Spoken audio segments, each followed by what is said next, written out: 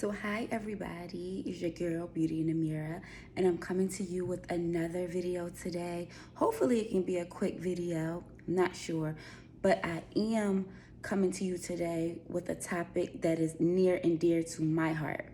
Now I know that my company, Beauty and Mirah LLC, is more so geared towards broken women. It's more so geared toward helping broken women heal from pain, trauma, divorce, breakups, women issues that we deal with on a day-to-day basis, being a single mom, whether you're dealing with health issues. The range is so broad, and that means so much to me, and I'm so grateful to be able to help these women, and I'm so grateful to have a company and a platform that assists women with healing. That's awesome. But also in that healing process for women, I do not want to forget about men and the different things that they go through on a daily basis. It is so many men out here that are broken, who have mommy issues, daddy issues, trauma that they are not dealing with, things that they are not facing head on, things that they cover up. And I just want to just address that issue today and acknowledge the men today. And I just want them to know that even through my company, Beauty in the Mirror, you have a voice here. You have a voice here. You have a place here. It's not just only geared toward women. My company is geared toward anyone who desires to heal, anyone who's struggling with depression, anxiety, sadness, loss, grief, and the list goes on and on. And I just wanted to put that out there because so many men are classified as like, and I'm just going to just be real today. So many men may be classified as monsters or gangsters or aggressive or it's so many different labels that they get. And one of the main ones that I hear a lot is, oh, he's a narcissist. He's a narcissist.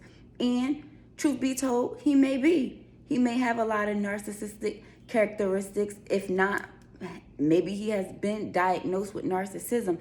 Either way, everything has a foundation to it. Everything started from somewhere. In coaching, there's a thing that we say, coaching in other mental health fields as well, but there's always a why, and you have to find your why. To people's different behaviors, there's always a why. There's always a reason why someone is the way that they are. So when we classify these men as thugs or aggressive or angry or just all these negative things, if you get to the root of it, because a lot of times men don't even have the opportunity to even speak what's on their heart. And I say that because as women, we have a lot of support groups. We have support groups. We are able to use our voices. We are expected to be emotional. We are expected to cry. We are expected to do these things, and it's okay. And we always have a safe place to do these things. We're always told it's safe to talk about your feelings. It's safe to do this. It's safe to do that. But on the other end, men, not saying that they don't, because I'm sure they have a lot of different safe places as well, but it's not as broad as the women. So a lot of times men, and also how they may have grown up, a lot of times men feel like men don't cry, or told from a little boy, toughen up, little boys don't cry, don't be crying, don't be doing all that crying. And it's just like, men have emotions too. Men cry, men feel, men grieve, men hurt. Men don't just only hurt when they lose someone. Men hurt when they lose their wife, or they are in a, may have went through a breakup or something, devastating. They feel that too. They're just not saying they're not allowed. It's just not as open as women to express these things. So a lot of times men go on like, oh, I'm good, I'm macho, I'm this, and they mask that pain. And I'm here to say, and I'm here even through my company, as the voice for my company, to say, You don't have to mask that pain. You don't have to mask your pain. You don't have to hide that pain. You're allowed to be in pain. You're allowed to feel you're human. You're a human being. You're flesh, just like me. Just like when God created us and God created marriage, flesh and my flesh, you become one. We are one. So I don't want men to feel like they have no voice, because that's why so many men and boys and young boys and these teenagers is out here straight wreaking havoc, because it's like, it's so much aggression, it's so much displaced aggression, displaced anger. What do I do with all this? I got all these feelings, but nowhere to release them. So they're going to release them whichever way that they know how. And I was having a conversation with somebody. It was a guy, actually, and he was expressing some different things to me. He's, grew up on the streets, grew up, in urban neighborhoods, and saw what he saw. And then he would just explain it to me in his mindset, how his mindset was working. He's in the process of changing the trajectory of his mindset. He's in the process of doing the healing work. But you're like, that's all we know. Like, talk about what? Feelings, what? Nobody want to hear all that. And I'm just like, and I just listened to him. Everything he was saying, I just listened. And I listened with a compassionate ear, because it's like, to wake up every day and to feel that way, to wake up every day and feel like there's no outlet, there's no other option. I have to do this. This is how I have to survive, because that's a lot of time what it's about. These men, especially in these urban areas, are in survival mode. They don't have time to be in their feelings and emotions and all of that. They trying to live. They trying to make it home to their family. They trying to not be another statistic. They trying to stay out of jail. It's a lot, and there's a lot that men deal with. So I know it's easy to label and say, oh, he's this, and he's that, and he's a monster, and he's a convict, or he done this. But I just wish, and I'm not trying to excuse any behaviors. Everybody has to be accountable for their own behaviors. I'm not trying to excuse any behaviors or justify any behaviors at all. But I am coming with an understanding as to the why they may do some of the things that they do. And I'm going to touch on this too, and then already dealing with aggression on the outside. So many obstacles against them out that door. You have, especially for black men, you have racism. You have temptation, street temptation. You have women temptation. You have just so many different adversaries trying to dodge the police, trying to stay out their way because you don't want to be another statistic getting hurt or killed by the police. Like I said, you're trying to stay out of jail. You're trying to stay alive, right? All of that during the day, and their mental is just spinning because they're in survival mode outside. And then they come home from the streets and may come home. And home for all of us is supposed to be a safe haven. It's supposed to be a safe place where you can breathe, you can kick back. You don't got to look over your shoulder. You don't got to watch your back. Nothing in your home. And then a lot of times they come home and it's havoc in the home. Whether that be, and I'm not judging anybody. And I'm not saying this to add no fuel to no fire or nothing. But a lot of times when men already struggling with what they struggling with, and they come home, they wife be, their girlfriend be chopping them down. They already chopped down on the outside in the streets. They're already labeled, whatever they're labeled stereotypically in the streets, and then you come home and then there's So it's like, where's their peace? Where is the peace for men? Where is the peace? Where do they find peace? Can't cry. Expected to be strong all the time. Have the weight on your shoulders to be a provider, and make money and use your brain to be smart, to make money for your family, or go to work hard, so on and so forth, is an expectation of men. Be providers, be strong, be this, be the head. And sometimes it gets overwhelming. And like I said, I'm not trying to make excuses, but just like us as women, and I'm not trying to play roles, gender roles, everybody, your role is your role, whatever. This is just for the sake of the video. As women, be a mom, go to work, make money, pay bills, take care of the kids, make sure they're okay, take care of your husband, take care of the household, take care of yourself, deal with being pregnant, deal with being postpartum, deal with your body issues, deal with feeling insecure. One day you feel good, next day you feel fat, one day this, one day the up and down, up and down, up and down that we deal with as women. It's really no different from men. They struggle with things every day too. They feel some type of way. They may or may not struggle with their body issues, but they may struggle with their financial issues. Like, damn, like we as women can feel like, okay, I feel so fat today. Oh my God, whatever we be in our heads about, or I feel like this today, or I'm annoyed today.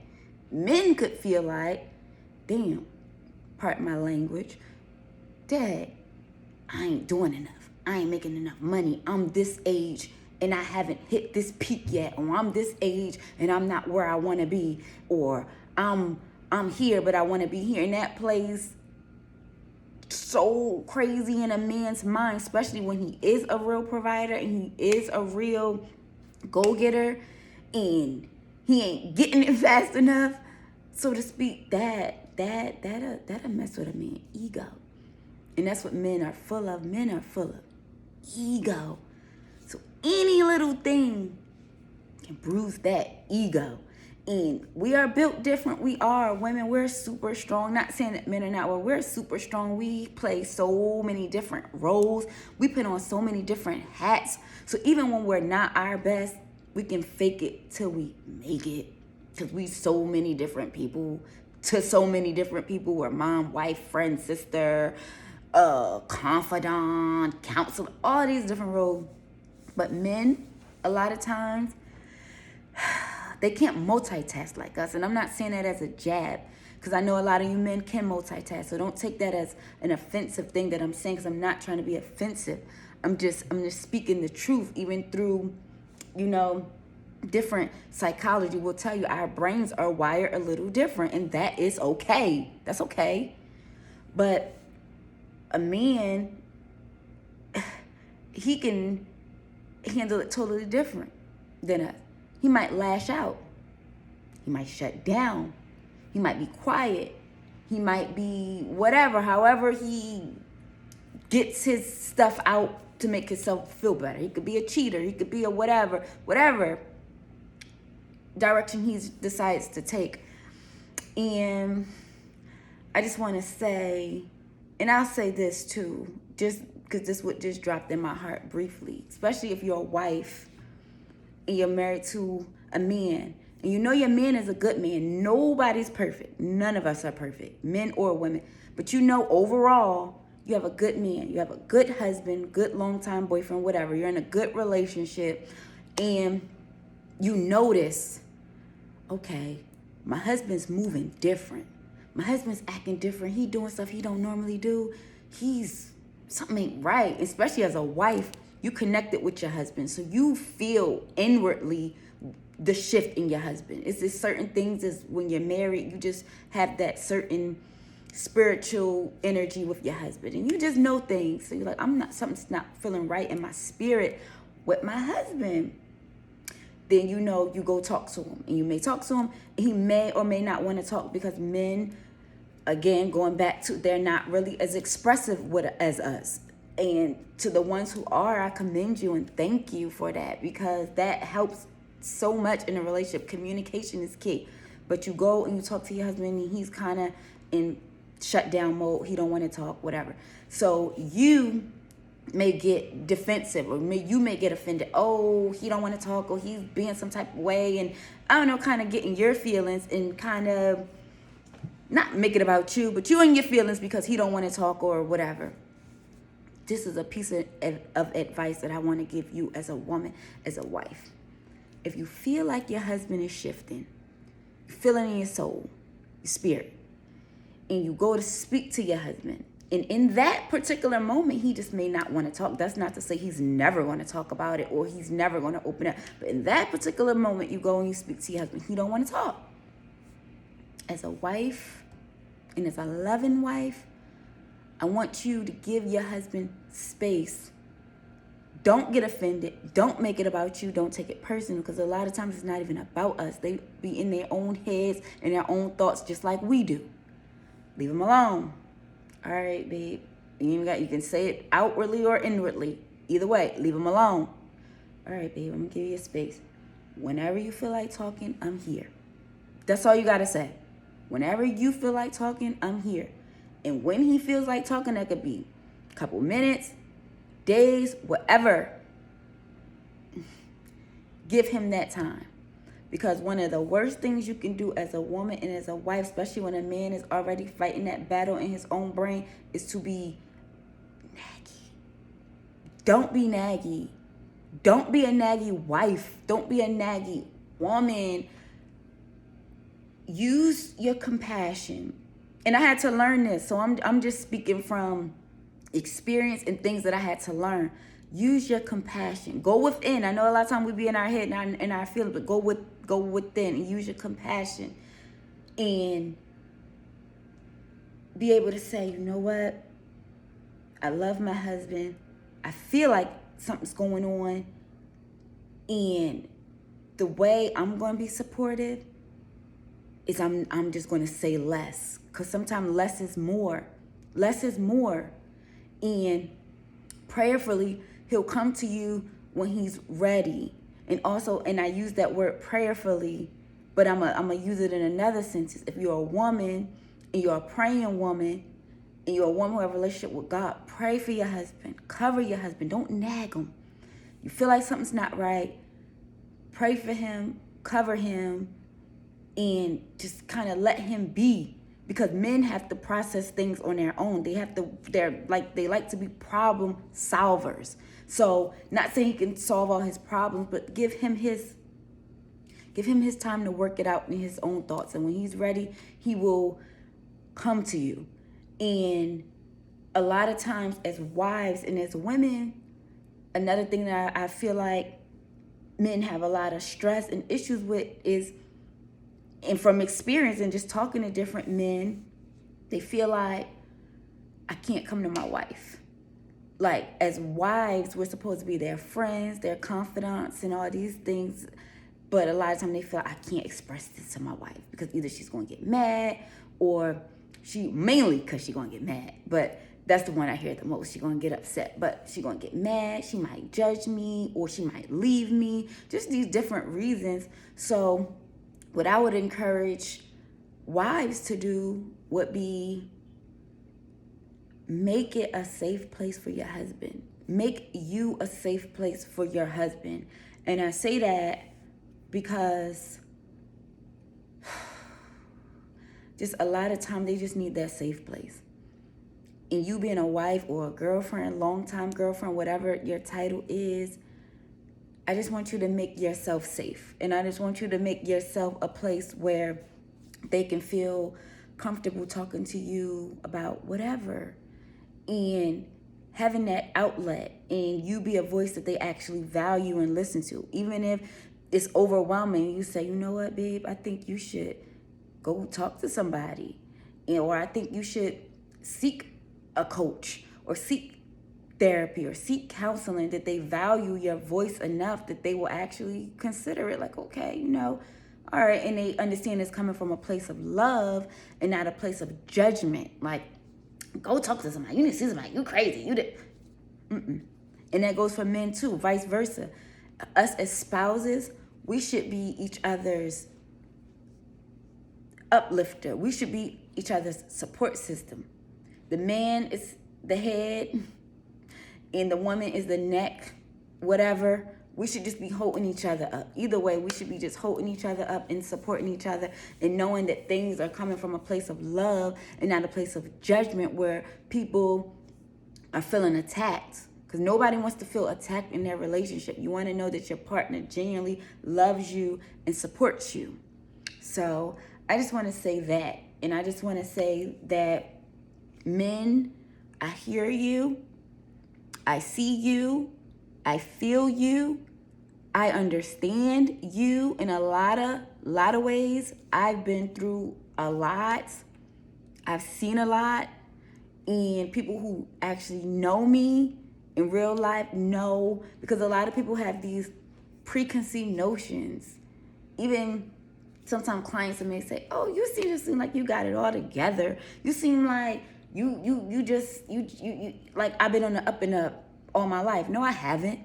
I struggle with all of these things. I struggled with depression, anxiety, suicidal thoughts. As we all know, I was with, for those who don't know, I was in my relationship with my boyfriend who eventually became my husband for a total of 20 years. So I'm very, very, very much qualified to give relationship advice. I'm qualified to help you with what you should do and what you should not do. And I learned both from experience. I was not always the best of supportive wife. I was not always that cushion in that comfort zone. That's why I can say to you what I suggest you do, because it's really not complicated. We make things complicated, but it's not complicated. Men, they just need to feel loved and supported. Now, all the extra stuff that they do, cheating and lying and all that toxic stuff, that's a whole nother conversation, because you can't just be cheating and lying and doing all this toxic stuff and think that your wife or your woman's supposed to just be your doormat. No, that's not right and that's not fair. So whatever, if you love her and whatever issues you have, you need to talk to somebody and you need to work it out, because nobody deserves to be nobody's punching bag. And I say punching bag because if you're an abuser, that's not right either. So nobody deserves to be nobody's punching bag or nobody's doormat. But if you're in a loving, healthy relationship and you're just lacking the tools like communication and different things like that, okay, that's one thing. But if you're in an abusive situation and your husband just off the hook and he's just cheating on you and he's doing all this wild stuff, bringing you diseases, being disrespectful, being with different women, all up in your face, getting you in all type of drama and fights and all that. You don't need that. Like I said, that's a whole different conversation. I'm not even referring to that right now. I'm not even talking, I'm not trying to be rude, but I'm not even talking to y'all right now, because it's more that needs to be dealt with than that. Like, that's a whole nother conversation. But back to what I am talking about. If you're in a healthy relationship and you both may have made mistakes, even if somebody did, do something that crossed boundaries, but it can be fixed and it can be operated in love, I suggest you do so. And men, like I said, I see you, I hear you, I feel you, I understand you. I understand you as a woman. I understand you as a Black woman. I understand what y'all go through and what you're going through. I've been through so many different things. I have a father. May he rest in peace. I have a father, so I understand certain things. I have a ex-husband, so I understand certain things. I get it, is what I'm saying. And I'm here. And if you desire to be coached by me, I would be more than happy to coach you. And you can find my coaching services at www.beautyinthemirah, Mirah spelled Mirah. And I would love to just talk to you and coach you and just provide a safe place for you. This is a no judgment zone. I don't judge nobody. Actually, when you sign up with me, there's a contract, and it's a confidential contract. I will never, ever talk about anything, that's for any of my clients, anything outside of this, outside of the coaching. Is contractual, it's binding contract, that I would never do that. So this is a safe place for anybody, and this is a safe place also for women. I can coach you on your relationship. I can coach you on how to be a wife. I can coach you on how to be a mother. All these things are experiences that I have, that I'm still doing, and that I do. And for those who say, well, how you gonna coach me on how to be a wife and you divorced? Let me tell you something. And I'm gonna be as honest and transparent as I possibly can in this video. And I'm gonna say this. I loved my husband. I was an amazing wife. And he can tell you that too. He would attest to that too. And not to get too much into it, it's in a book. If you want to know why me and my husband, ex-husband, is not together, read the book. The Beauty in the Mirror, the memoir. It's in the book. But what I will say, me and my husband did not go through cheating. We did not cheat on each other. So there was like no cheating, no infidelity. My husband, he was not an abuser, a woman beater, none of that type of stuff. None of it. So the reason why me and my husband is not together is, honestly, I would say, and it's so sad, I'm not even gonna say it. Read the book and you'll find out. But just know that I was a good wife, and I'm very much qualified to teach you and coach you on how to be a good wife as well. Like I said, we were together for a total of 20 years. We was together, and then we was married for we were married for 5 years. So together, 15 years, married for 5 years. I am qualified. I was able to keep a man for 20 years. No cheating, no none of that. Like I said, it's just mind-blowing. Mind-blowing why we're not even together. Just so stupid. Anywho, but just know it wasn't my decision. Because I'm a ride or die wife. I'm a wife. I would have never given up on my husband. I would have never left my husband. I would still be married to this day. So the reason why I'm not together was not my choice. I have to respect other people's choices and respect what other people desire for their lives and go on with my life.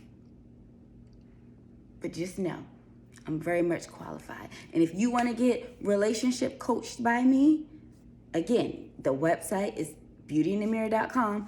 Mirah, spelled Mirah, and I would love to coach you and counsel you so you can be your best. Men, I would love to coach you and hear you and just listen to you and give you a safe place to just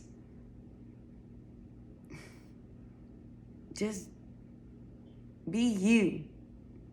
And a lot of you don't even know who you are yet. So I'm going to say provide a safe place for you to find you. Who are you? Ask yourself that question today. That's the number one ping pong question today. Who are you? Who am I? Say, for example, your name is James. Who is James?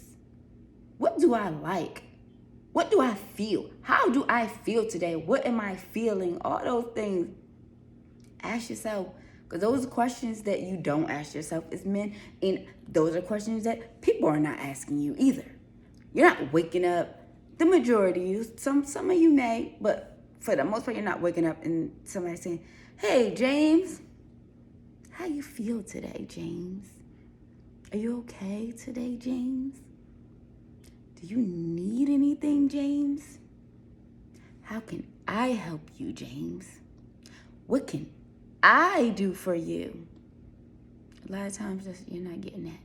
You're getting, I need this, I need that, I need you to go here, I need you to do this, I need you to pick this up, I need this gotta be paid, this going on, and da-da-da-da-da-da. And your brain is on overload. So just as women, men, I want you to take care of your mental health as well. I want you to take care of your mental health, your physical health, your emotional health. And if you desire for me to coach you, to show you and help you do so, I am willing and available. And I'm just going to end this video because I know I was long-winded, but it's something that was so deep on my heart. I just could not do this video because it's so many broken people out here, men and women. It's so many broken people. It's so many people suffering in silence. There's so much mental health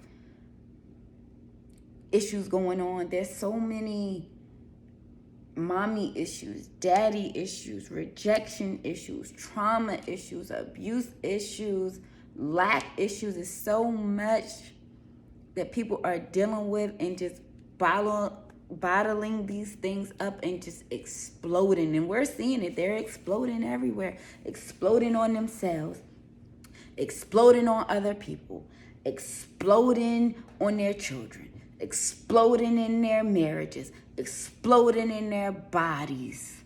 And when I say exploding your bodies, you may be doing drugs to cope. You may be doing drugs to get numb, or you may be overeating. We know there's an epidemic on overeating. There's a whole show about it, My 600-Pound Life.